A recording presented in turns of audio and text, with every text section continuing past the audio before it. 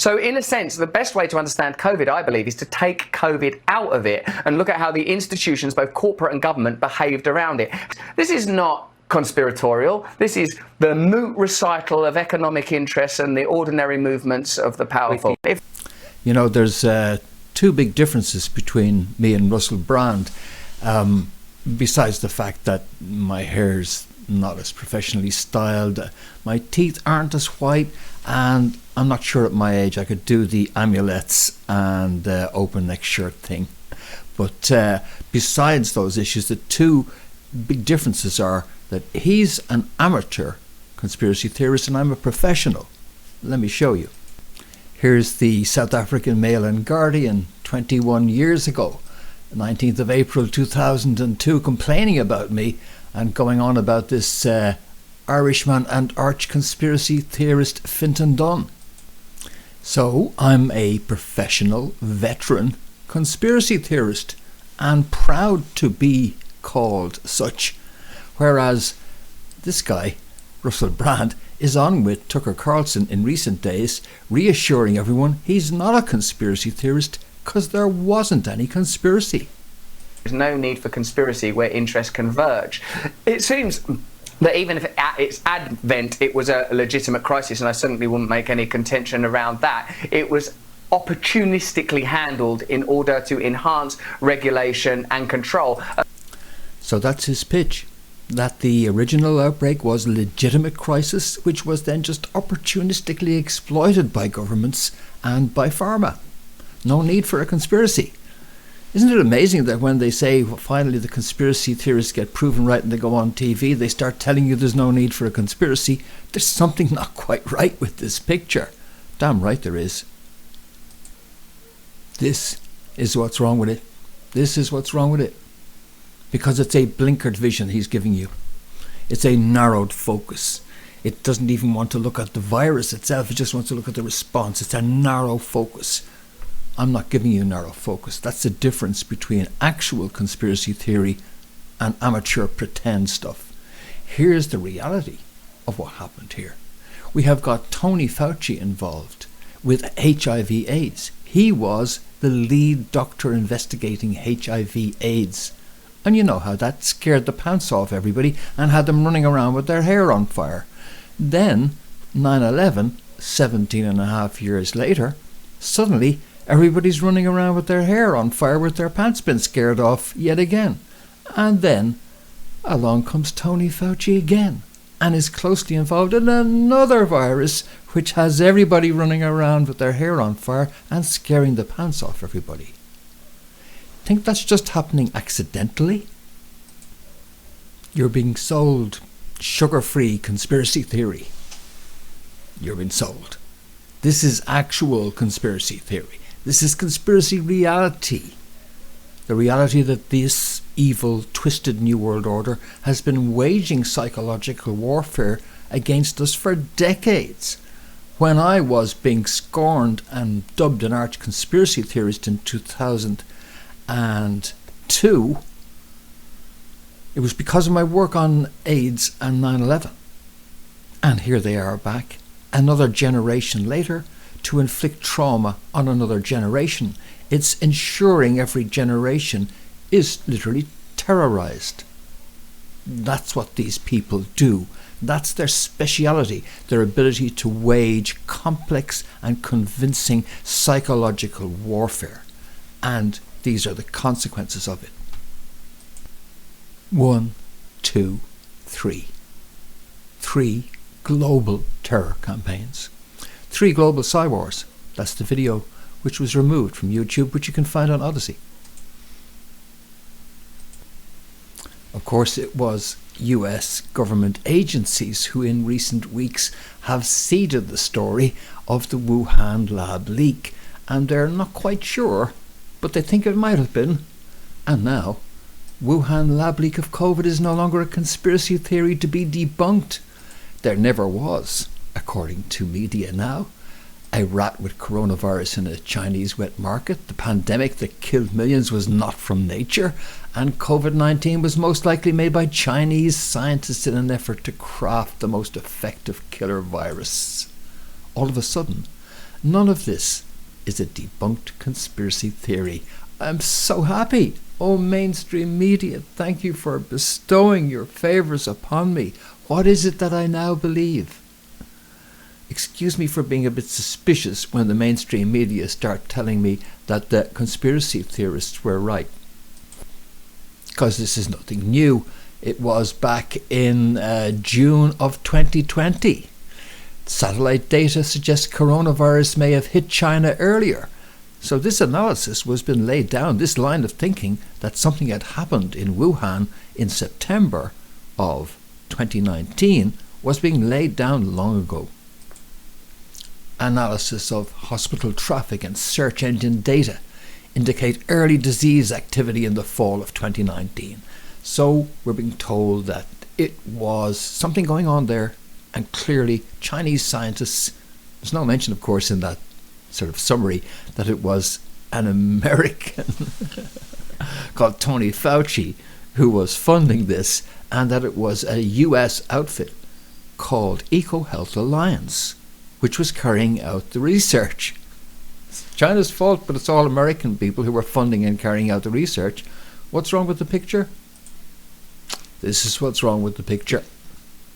This is Ellen Shedlars in the centre there, whom I made famous just around the time that satellite data shows the China thing was being published back in May of 2020. I made her famous to a degree because I am still the only one pointing out that this person was the chair of EcoHealth Alliance. That's the outfit which was carrying out the research in Wuhan using Chinese scientists to actually do it. The stuff had been outsourced from the USA to China because Obama had banned the research, and Fauci moved it out of the United States and carried it on in Wuhan. And I identified this EcoHealth. You've heard of Peter Daszak. He was the famous guy who's always in the media, EcoHealth Alliance, Peter Daszak. But she's the chair of the EcoHealth Alliance. A very important role, I think you'd admit. And I identified her in this, because what you're looking at here is a video. So let me just pull off cinema mode if I can locate that. Here we go. So you can look at how the deep state pulled off the Wuhan up. And that's still up there on YouTube. And that was May 2020. And in that video, I identified Ellen Shedlars as a CIA operative. Why? Well, because she's been involved with Hill and Knowlton. And she's worked for, well, you see, McKinsey. You see, Hill and Knowlton and McKinsey are notorious CIA fronts. And this is me in 2002 discovering that in the video. Oh. Chief Talent Officer, Hill and Knowlton. September 2002, November 2006. Prior to that, Delta Consulting. Prior to that, 21 years with McKinsey. So that's Ellen Shedlars, the chair of EcoHealth Alliance. And back then I was saying that this was a setup, that Chinese intelligence must be kicking themselves for not having looked more deeply into the background of EcoHealth Alliance before they let them in to the Wuhan lab to do that research. Kicking themselves because Hill and Knowlton and McKinsey are both notorious CIA fronts, and that's up on her LinkedIn. Even an amateur intelligence analyst could have discovered that, let alone a professional. So I was nailing this back in 2002 in May as a CIA operation. And how it works is this, that EcoHealth Alliance go in, and the reason they're going in to do the research is that the move by Obama to make that research not possible to be done in the United States was precisely to move it off to China so they could set the Chinese up. And the fact that they used a CIA-ridden outfit like EcoHealth Alliance with a chair with that kind of a background was enough of a red flag for me to conclude that the idea was to be all over that research that they were doing there, certainly being able to have your hands all over the product, the fur and cleavage site enhanced product, and to be in a position to deploy that as a military operation. Who? The New World Order. That's who. So that was my conclusion. Now those conclusions are no longer, even by mainstream standards, totally wild conspiracy theories, certainly not the CIA links. Because in recent days, somebody who worked for EcoHealth Alliance is saying that it was a CIA operation. Check this out. This is Dr. Andrew Huff, who worked for EcoHealth Alliance under the now notorious Peter Daszak, and on the Tony O'Donnell show on CHD, Children's Health Defence Television, just in recent days, he says that this outfit was a CIA front. In fact, he says he had the most strange conversation with Peter Daszak in 2015, which involved an entreaty to him to act as an agent as well. The strangest thing that happens when I work at EcoHealth Alliance is that in late 2015, Dr. Peter Daszak approaches me. Late after work, we're closing down the office. It's like 9 o'clock at night. And he stops me in the vestibule on the 17th floor and he says, "Hey, Andrew, do you mind if I ask you a question?" I say, "No, Peter, go ahead." And he goes, "Well, someone from the Central CIA approached me and they're interested in the places we're working, the people we're working with, and the data we're collecting." And then he sort of references China and, mumbled it. And then, "What do you think about working with them?" And I said, "Well," and I'm shocked actually that he asked me this, because I came out of working in the classified government world, and I didn't know if Peter actually knew a CIA agent from a GRU agent. Like, how would he know? Like, maybe I didn't ask him. I didn't want to know, but I said, "Peter, it never hurts to talk to them. There could be money in it." And he agrees with that. We go down the elevator, and that's the end of it. So Dr. Huff eventually left EcoHealth Alliance in disgust, stating in the interview, links to that and all this material, by the way, in the description of these videos. And he says it was a fake organisation which had nothing to do with EcoHealth or anything. And he's puzzled, as he says there, as to how Peter Daszak would know a CIA agent from a hole in the wall.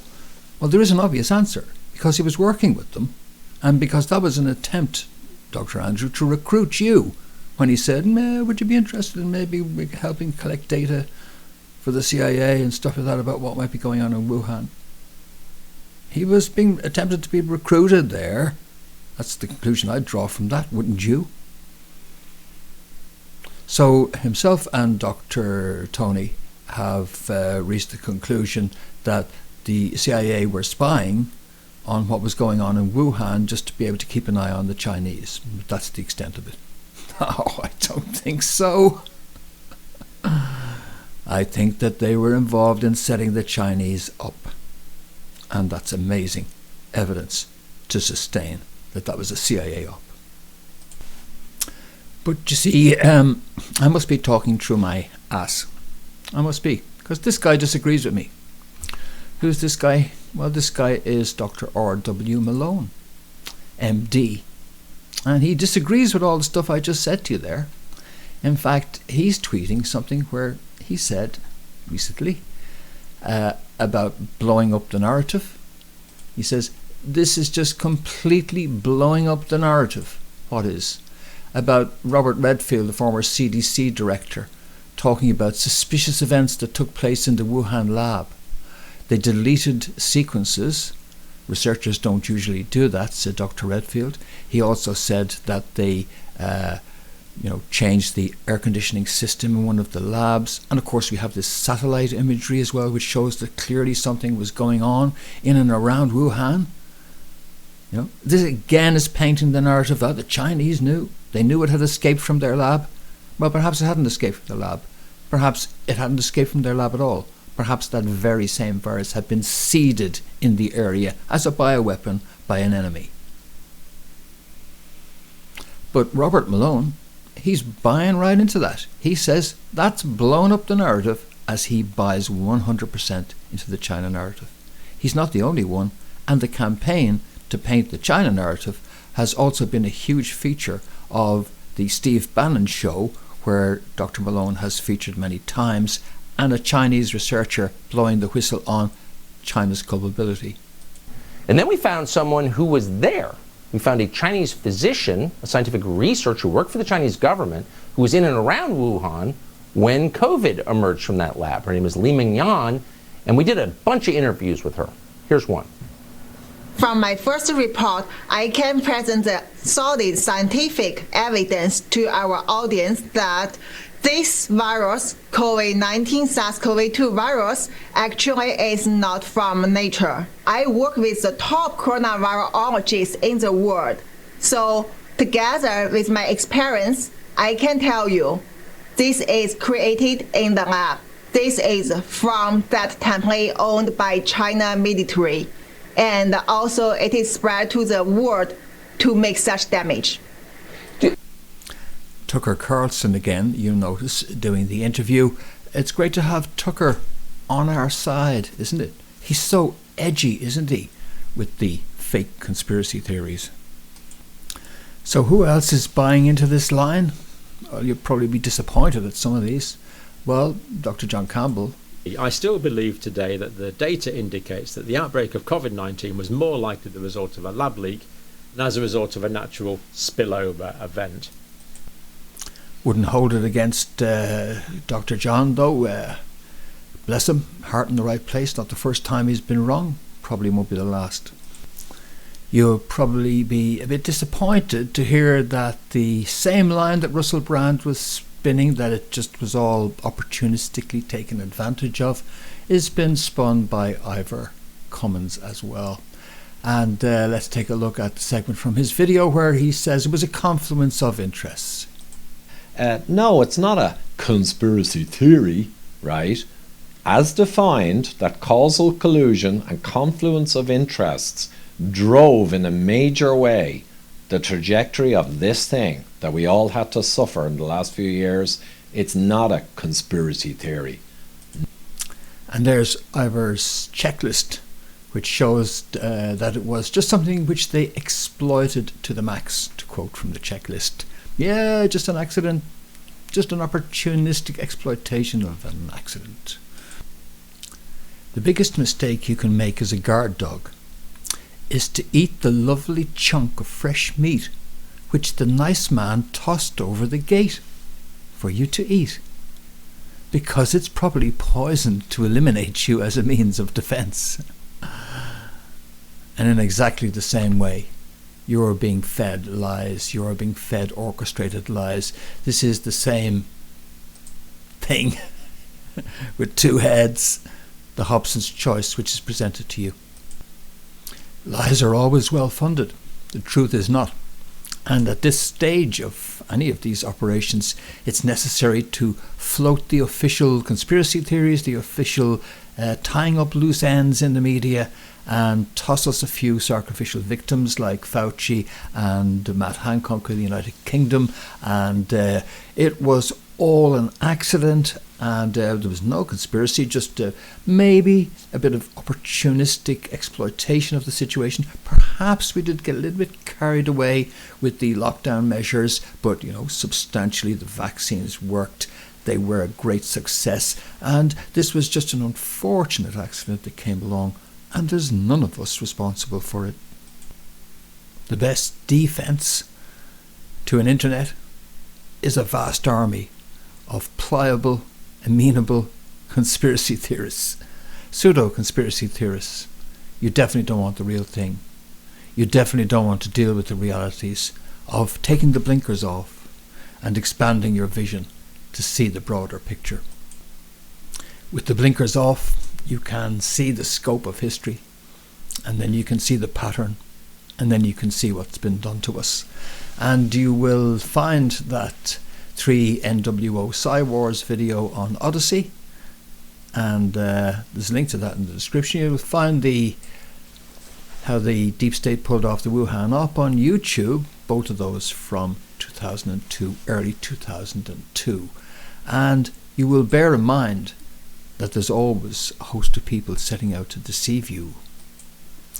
So you'll also find yourself better informed as to what's actually going on as you tune in here. If you like and subscribe, you'll get more of this cutting edge content from a veteran conspiracy theorist. You'll also find people who think like you at our WhatsApp group and Telegram groups. fintondunn.com/WhatsApp or /Telegram will take you to that, and of course links to all the content discussed is in the video description, and links to my YouTube channel, etc. there also. All the social media stuff, everything you need to connect with an actual conspiracy theorist. Alright, that's it for this edition of The Beautiful Truth on the 14th of March 2023 with Fintan Dunn reporting. I'll be back very soon, and I hope you can join me for that. But in the meantime, you take care. See you soon.